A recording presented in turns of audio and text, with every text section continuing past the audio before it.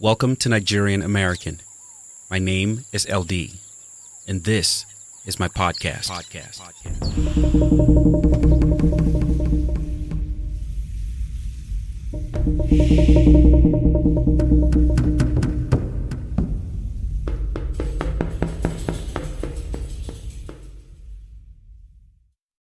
This episode contains ideas that some listeners may consider offensive. Discretion is advised.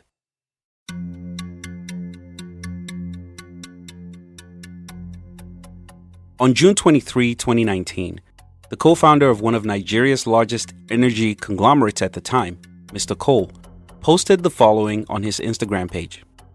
I quote, "At Professor Wale Soyinka, #celebrate greatness, #relationships matter. Met one of the greatest Nigerians walking the earth today, and as with other times, he was genteel, witty, forthright, and humble. My smile gives me away as he permitted the picture, whereas he would have preferred to get back to his newspapers. Then we boarded the flight, and after assisting him with his bags, he took to the window seat and promptly started reading again. A few minutes later, this young man, baseball cap, t-shirt to show his muscled chest and tattooed biceps, boards the plane and tells Prof he is on his seat, which he was. Those of us, including the cabin crew, tried to reason with Bubba Fine to let the old man be, but the chap refused. He insisted Prof should vacate his window seat, which the old man quietly did for his original aisle seat next to him. I couldn't understand how we got to this point where we no longer have respect for elders, even if we're so ignorant of the great global personalities in our midst. Is it too much to ask that an elderly man be allowed to remain in a seat allotted to you in the same business class cabin and the same row? Now, wow. End of quote. I'll attempt a quick summary and breakdown of what I just read for listeners who may be unfamiliar with some of the nuances. Mr. Cole starts off by expressing his admiration for Professor Wale Soyinka and even sneaked in a selfie with the professor prior to boarding the aircraft. I'm a fan of Professor Wale Soyinka as well, and in the same scenario, I most likely would have requested a selfie as well. Maybe even an autograph. There's much to be admired about the man. He is one of the very few Nobel laureates on the planet. Mr. Cole also describes the other person as a young man wearing a baseball cap and a t-shirt that displayed his muscular chest and tattoos. This was done for contrast. Prestigious Professor Wale Soyinka versus thuggish tattooed young man. Now, let's try to ignore the bias in the description of the younger man and attempt to analyze Mr. Cole's account of the event. An older man, a famous Nobel Prize-winning professor, walks into the business class cabin of an aircraft, and though he's in the correct seating row, he sits in the window seat instead of the aisle seat that he was originally assigned. Shortly after, a younger man walked into the cabin and asked that the older man vacate his window seat. According to Mr. Cole, himself and other cabin crew members then attempted to reason with the younger man to allow the professor to sit in the younger man's window seat, but he insisted on having his assigned seat, and so the professor had to move to his originally assigned aisle seat. This experience upset Mr. Cole, hence his post about it. If you're Nigerian or if you're familiar with African culture, you most likely understand why Mr. Cole was upset. If you're not, however, you may wonder what the fuss is about. This seems like a simple case. I mean, the professor was in the wrong seat and he was asked to move. Nothing wrong with that, right? You may even wonder why the professor was in the wrong seat in the first place. In this episode, I'll attempt to explain why I believe Mr. Cole was upset, and then we'll take a deeper dive into the culture of respect. In West African culture, more specifically in traditional Yoruba culture of Western Nigeria, respect for older people is a very important tradition. If you've been around traditional Yoruba people, the manner of greeting is quite peculiar. Younger females kneel and younger males prostrate before older people. Okay, I feel like I need to explain what the word prostrate actually means. To prostrate is to lay flat and stretch out with your face toward the ground in adoration or submission. If you're imagining someone in a push-up position, that's what it looks like when a man prostrates before another. Prostration is expected when one greets a much older person. A young boy greeting a man or woman the age of his parents is expected to prostrate. Young girls are expected in the same regard to kneel before their elders. To be clear, prostration may not be expected when age gaps aren't significant, but it is expected even as an adult when you're greeting people who are old enough to be your parents. This tradition extends beyond greetings to most social interactions, even the language. In Yoruba language, pronouns are used to accord respect. When speaking to an older person, the English word you is ẹ. When speaking to someone of the same age or younger, the English word you is o. So for example, if you want to say, have you eaten? To an older person, you would say, ṣé ẹ ti jẹun? Whereas if it were to your age mate or to a younger person, you would say, ṣé o ti jẹun? Ṣé ẹ ti jẹun? For older people, ṣé o ti jẹun? For someone who's your age mate or younger. Get the point. Respect extends even further to name calling. As a younger person, you cannot address an older person by their name without a prefix. An older brother has the word brother or uncle preceding his name if he's being addressed by someone younger. An older sister's name is also preceded by sister or auntie. For example, an older brother named Tunde must be addressed by younger people as either Brother Tunde or Uncle Tunde. Refusal to address older people as such is perceived as disrespectful and is greatly frowned upon. Calling your father or mother by their name is considered one of the most disrespectful things you can do as a Yoruba person. You may only address them as Bami, meaning my father, or Mami, meaning my mother, or Mommy or Daddy if you're more westernized. Now, respect for elders is obviously not unique to Yoruba culture. Most cultures of the world have traditions that accord respect to older people. For example, some Asian cultures greet by bowing their heads, others by shaking other people with both hands. Western cultures in various languages use the equivalent of words sir or ma'am as a way to acknowledge older people. The point is, respect for older people is universal. In traditional Yoruba culture and many cultures of West Africa, however, a lot more emphasis is placed on age-based respect. For custodians of this culture, the benefits of a society that values respect for older people far outweigh the negatives. In fact, many would argue that this culture is a mandate from God.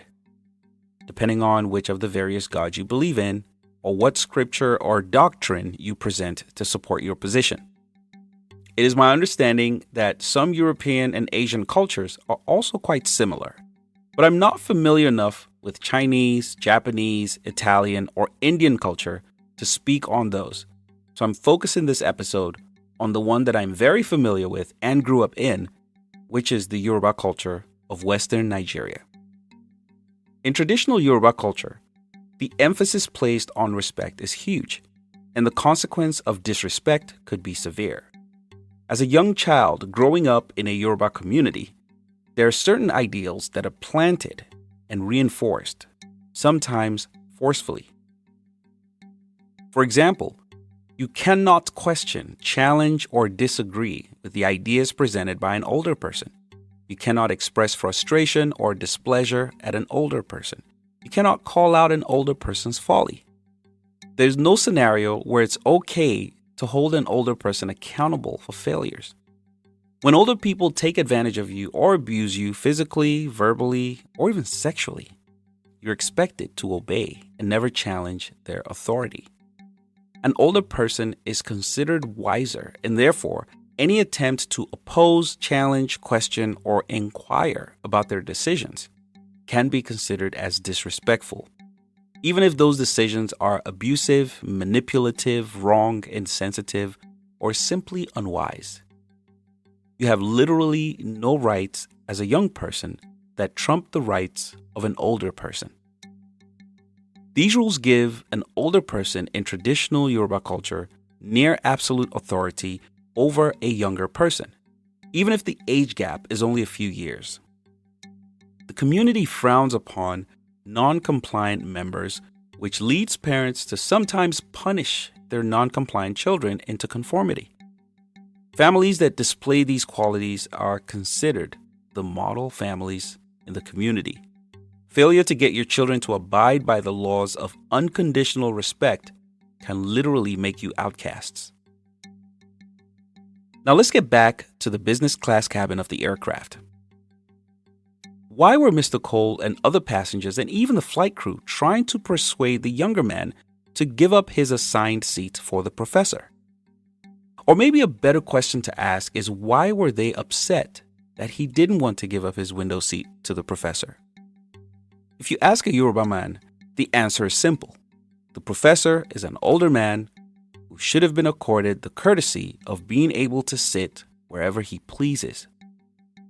Asking the professor to move was deemed disrespectful by Mr. Cole and others. Top it up with the fact that this is the legendary Professor Wole Soyinka. How dare you? Mr. Cole ended his post by saying, and I quote, "I couldn't understand how we got to this point where we no longer have respect for elders, even if we're so ignorant of the great global personalities in our midst." End of quote.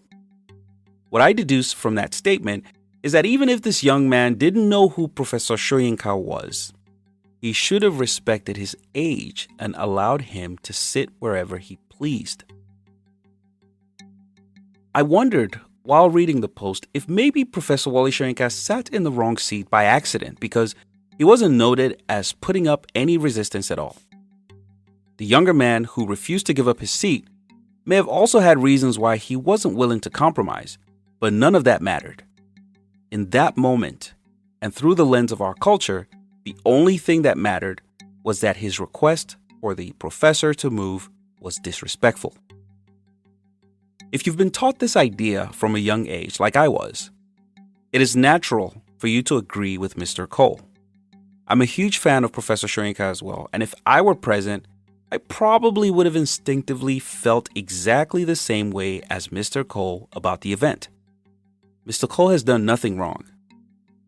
However, in this episode, I want to dig a little deeper into this idea.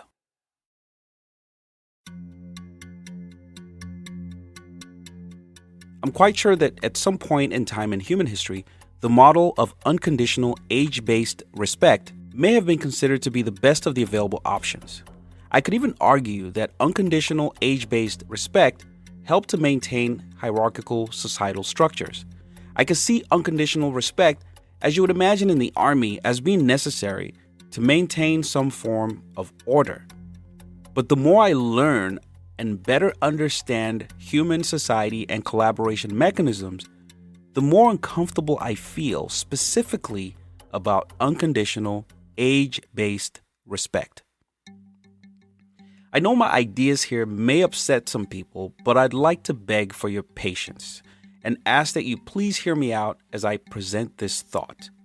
To be clear, this is not an attempt to abase the Yoruba culture of respect in any way. As a matter of fact, my argument would easily apply to all other cultures that place such high value and emphasis on unconditional age-based respect, whether African, Asian, European, or South American. I also want to state clearly that I believe strongly in respect as a necessary mechanism for human collaboration. Without respect mechanisms, our societal structures and agreed fictions that enable collaboration on a global scale wouldn't be as efficient. What I wish to unpack is the culture of unconditional respect that is based solely on age, one that disproportionately, in my opinion, favors older people over younger ones.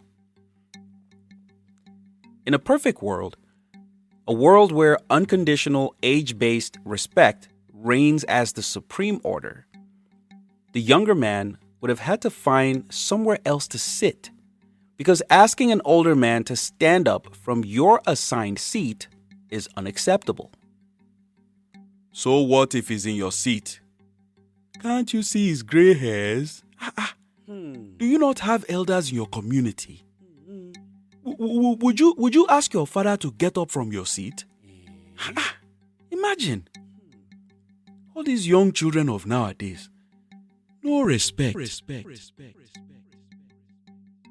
I don't want you to see this as a Western culture versus African culture argument. I expect that some people may try to make it about that, but it's absolutely not about that.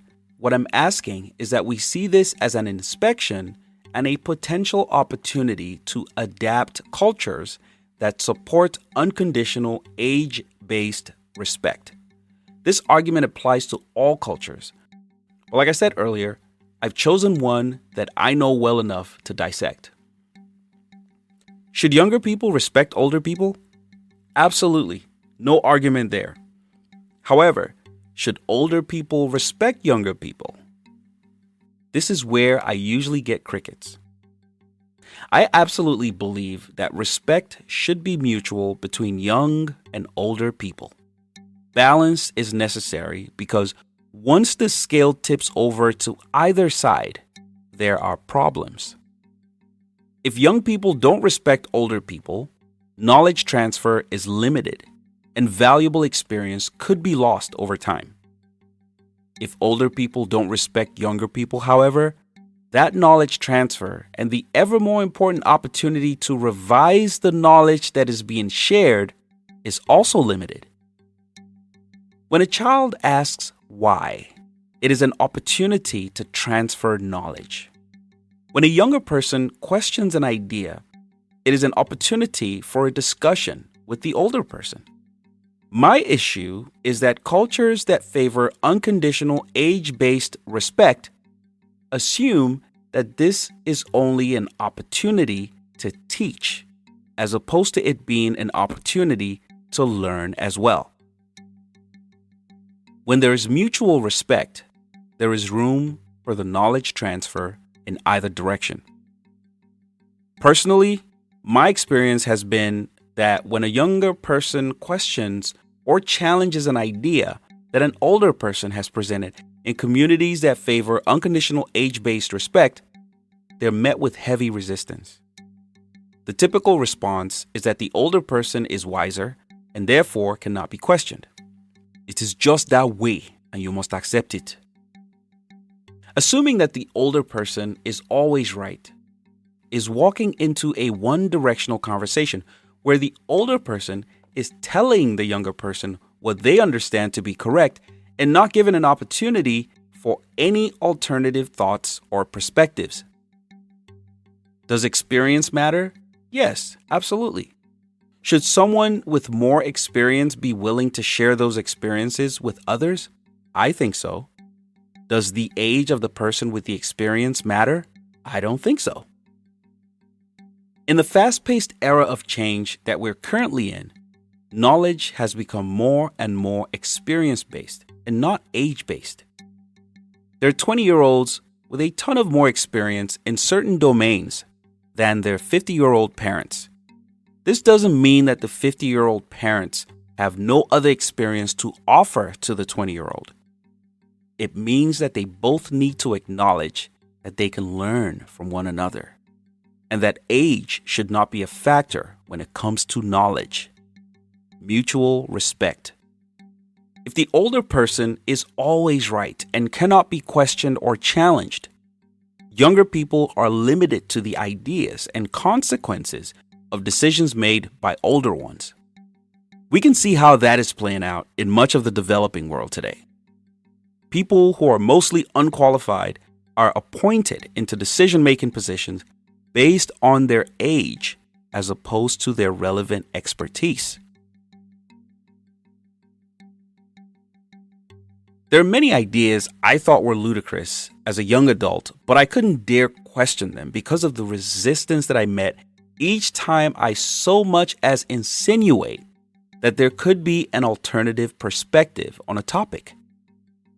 I've been in arguments with peers where people have said to me, that's just the way it is.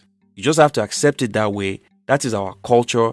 The elders are wiser and they must have the final say. At some point in human history, maybe in the earlier hunter-gatherer era, when most knowledge was transferred from older adults to younger ones, this culture may have made sense. But in the era that we're currently in, we need to recognize that learning and experience gathering is much more interest-based. Age does not equal experience any longer. It is no surprise that people who wish to sustain the culture of unconditional age-based respect don't care to explain the why to younger people. They just want the culture to remain. That's just the way it is. That's how my forefathers did it, and that's how I'm going to do it. But they use iPhones, and the idea of riding a donkey to work seems crazy to them. So they're okay with inspecting, revising, and adapting certain things, but these ideas that, in my opinion, no longer offer any valuable advantage to humanity, we must preserve. Our forefathers said so. It is non-negotiable. In an earlier episode, I discussed supporting cultural evolution over cultural preservation. I believe strongly that we must seek to improve everything as humans. What we do, how we think, how we organize our societies, and how we collaborate. A mindset of continuous improvement is critical to the development and even survival of our species, and we must collectively seek to inspect and adapt everything. The fact that someone thought something was a good system 1,000 years ago doesn't mean we should be stuck with it. It was okay to kill twins at some point in history, until we collectively inspected and adapted away from it. It was okay to enslave fellow humans at some point in history. It is even supported by religious texts. But we can all agree that we shouldn't do that to one another any longer, right? So why can't we inspect these ideas? Why does older age equal automatic entitlement over younger people? Why should people doing the wrong thing be excused based on their age? Why should expressing frustration or displeasure have anything to do with age? Why should calling out an older person's folly not be allowed? How can you fix what you refuse to acknowledge is broken? Why should there be protection for physical, verbal, or sexual abusers simply because of their age? Why are we stuck on this idea that an older person is always wiser? Why can we not see that age no longer tallies with experience? When my daughters discuss Roblox strategies, for example, what experience do I have that qualifies me as an expert on the topic? When we're discussing globally impactful social media strategy, why are 70-plus-year-olds making decisions for 20-year-olds without consultation or consideration that more relevant expertise may be required? Why are we so concerned that a young man asked Professor Wole Soyinka to move from a seat that he wasn't supposed to be in the first place? Now, don't get me wrong. Treating elders with respect, I agree with. Unconditional age-based respect is what I don't agree with, especially because I found this to be a mechanism for exploitation. A mechanism that allows older people to get away with doing the wrong thing. Bullying, lying, looting, stealing, physical assault, sexual assault, and even sometimes murder. A co-pilot on an Asiana flight in 2013 that was about to crash was not able to correct his captain because he was afraid that the captain would feel disrespected. He risked dying along with all the other passengers and the crew simply because in his culture, he couldn't question the authority of a senior person. The plane crashed short of the runway. 3 people died and 181 others were injured. Just think about that for a second. He was willing to die rather than question the authority of his captain. Nigerian politicians continue to benefit from this culture of systemic oppression that keeps them from being accountable to the people they're supposed to serve. Rapists, bandits, abusers continue to benefit from the same culture, one that excuses bad habits based on the age of the accused.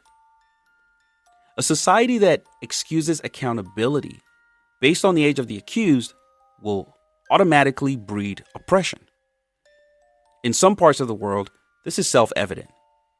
So why aren't we talking about it?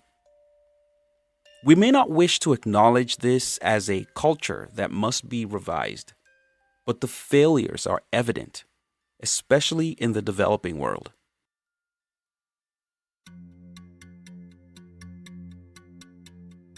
So, as a business transformation expert myself, one of the major shifts that I've witnessed over the last 2 decades is a reorganization of the traditional workplace.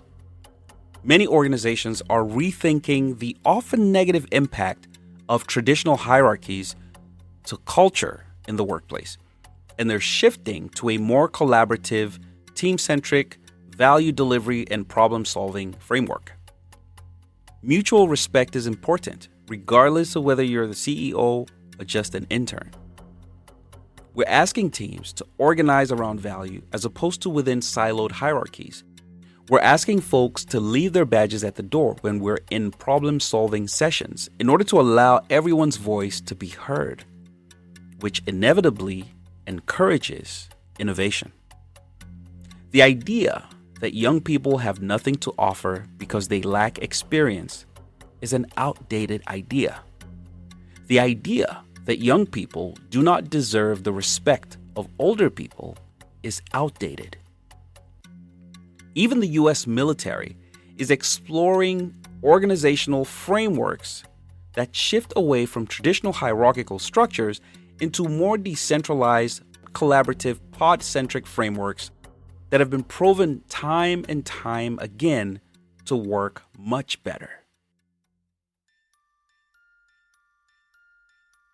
I'd like for you guys to check out this one video on YouTube titled Greatness by David Marquet. Or if you can find time to read the book, Turn the Ship Around by the same author. You'll hear practical examples of how this change in mindset improves collaboration and innovation, and why most organizations across the globe are embracing the shift.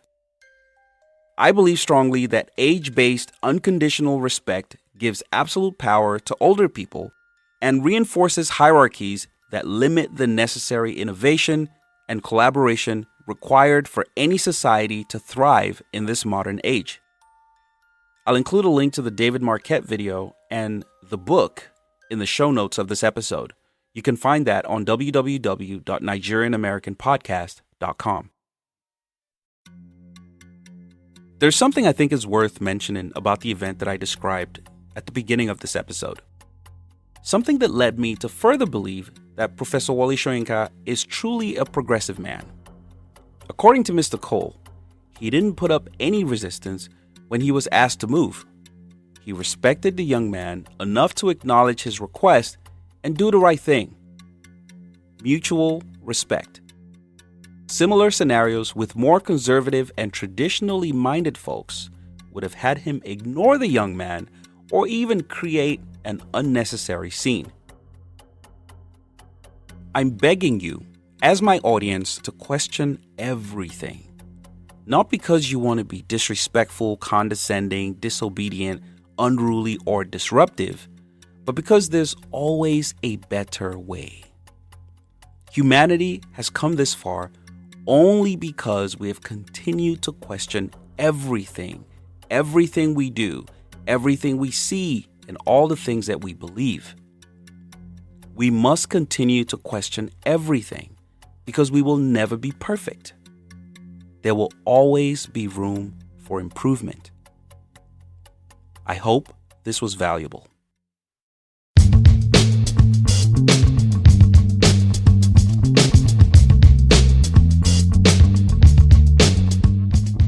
Thank you for listening to this episode of Nigerian American. Please subscribe, leave comments, and continue to share this podcast. You may also reach out to me on Instagram, Twitter, or Clubhouse at LD The Don. That's ELDEETHEDON. My name is LD.